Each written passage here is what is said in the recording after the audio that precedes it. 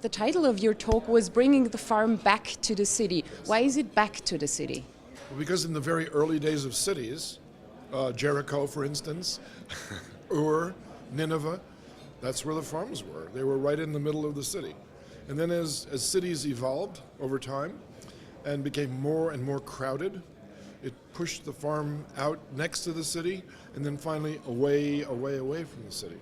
Because the land that you need to farm on became so extensive because of the population living in the city that farming couldn't exist in the cities anymore. Well, now it can. So currently, the Earth's population of people is about 7 billion, and to feed them requires the size of South America. That's how much land we use to grow our food on. A conservative estimate right now is that within the next 20 to 40 years, our population will go up to 10 billion people. In order to add land to feed those next 3 billion, you would need the size of Brazil in South America. Brazil is larger than the United States. Let's give you an idea of how much land we need if we continue to farm this way. So a vertical farm is nothing more than a 2-story greenhouse. That's it. Simple as that. If it's more than a story tall, it's vertical. If it's a single story, it's a greenhouse. How about livestock? Livestock, yes, this is a problem for some people and for some countries. Let's start with fish, not a problem. Mollusks, not a problem. Crustaceans like lobsters and shrimp, not a problem. Two-legged, warm-blooded animals like chickens and geese, probably not a problem. Four-legged animals, problem. Pigs, sheep, cattle, better to have them outside. Grazing animals for sure, have them outside. It's more efficient this way and less messy. However, dairy cattle, not beef cattle, but dairy cattle, they like it indoors. They live in a very narrow area. They're very social. They like it, they don't go on vacation much.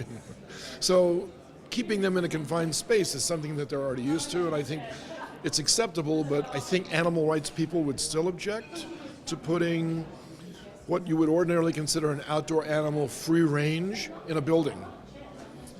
Too bad, because the way pigs are grown in most places right now, it's a very restrictive environment outdoors. And the indoor environment that was planned for Rotterdam for the pig apartment house, which never got built, would have been a beautiful place to grow up as a pig. But of course, then the animal rights people came in and said you can't do that. And I think in some cultures, in some countries, that would never be a problem, like for instance, China or Thailand or Southeast Asia in general. You could probably raise pigs indoors without a problem. What are the main advantages of vertical farms? Oh my goodness. Why should we even be thinking about vertical farms? And the reason is that they offer tremendous advantages, and we could begin with the fact that they're pollution-free. So you recover all your resources that are not used by the plants and reuse them. That's another advantage. You don't get any losses due to adverse weather because you're indoors. You can grow food all year long. You can employ people living in cities to grow food, which they love doing, by the way. It turns out they love doing it. They just don't like it. They love it. You can use abandoned properties, warehouses, retail stores that have gone out of business, apartment houses even, can be reconverted to grow food on the floors by using grow lights and recovery systems that are called closed-loop agriculture. You can grow other things inside of them also. You don't have to grow food. You can grow plants that will give you biofuels. You can grow plants that will give you your drugs because you can genetically engineer them to do that. You can actually engineer plants to make rubber. You're limited by your imagination, basically, right? So those are just some of the advantages, and you might consider some disadvantages of vertical farms as well, like it's very expensive to situate commercial agricultural properties in the middle of a business district. So I would say don't do that. That's an easy one. Just move it just a little bit outside the city or perhaps on the outskirts of the city itself. Well, there are many examples of mixed-use buildings now in which plants are grown to be consumed. The best one I know of is in Japan. It's called Pasona O2. The O2 refers to the fact that plants give off oxygen. Oh, that's another advantage. So you've got this wonderful environment there where you can go to work, sit down at your desk and type away at your computer and do all your work, and then you get hungry, and all you have to do is go next door and you can pick what you want to put in your salad and bring it back to your station and eat your lunch as you live within the same building.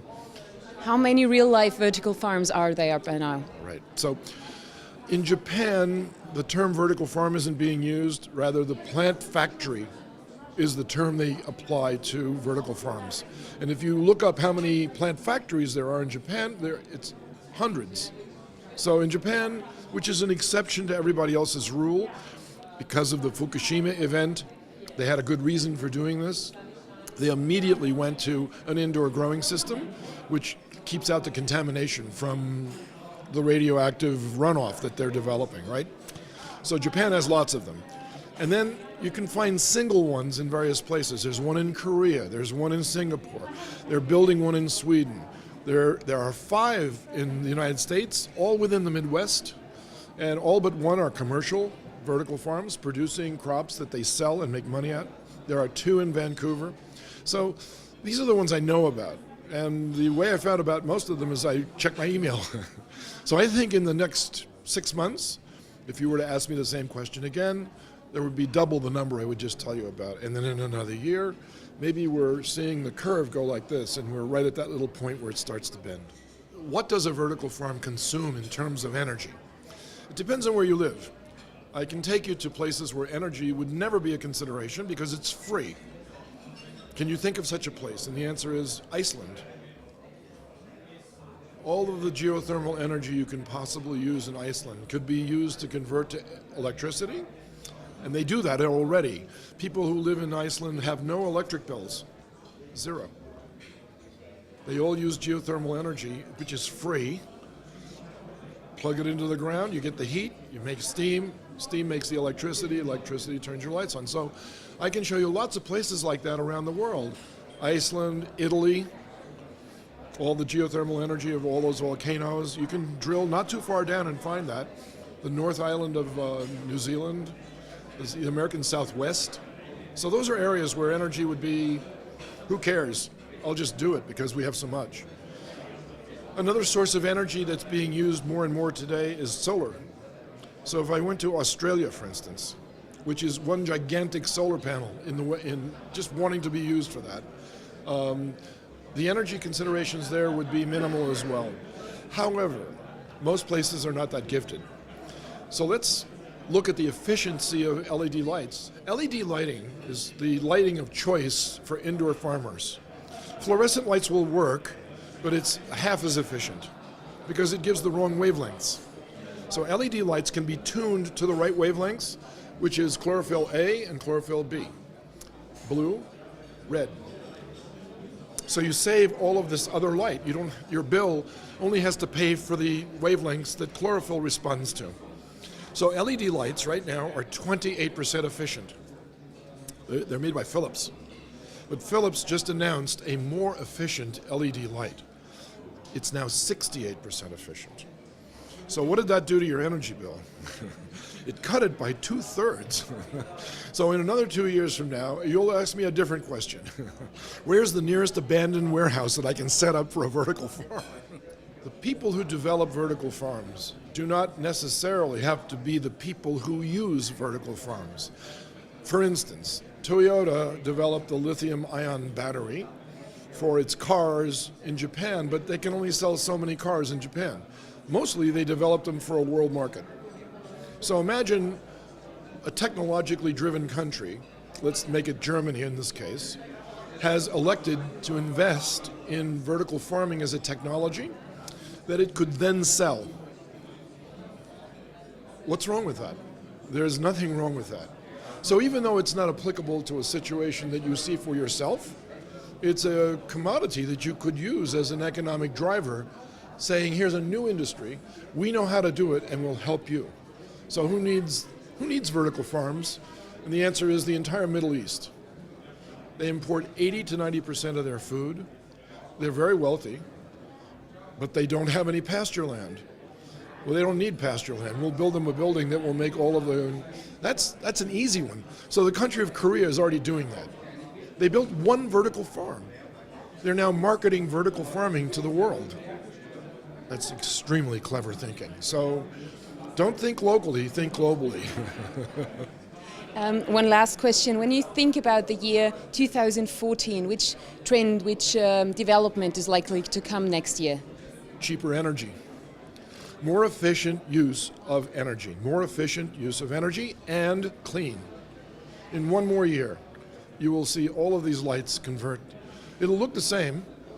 They'll be 50% more efficient.